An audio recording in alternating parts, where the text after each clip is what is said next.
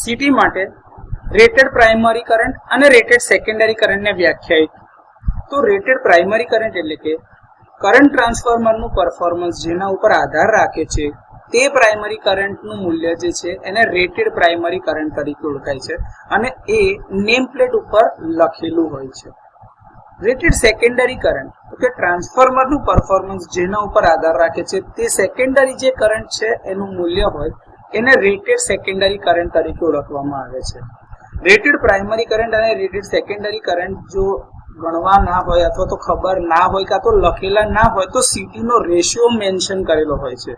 એ રેશિયોમાં જે પહેલા લખેલું હોય જેમાં કરંટની કિંમત વધારે છે એ પ્રાઇમરી કરંટ છે, જે બીજો કરંટ જેમાં કિંમત ઓછી છે એ સેકન્ડરી કરંટ છે.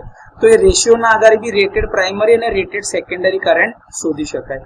બીજું કે જેમ જેમ પ્રાઇમરી કરંટમાં ચેન્જ આવે તો એ રેશિયોના આધારે સેકન્ડરી કરંટ પણ બદલાય છે.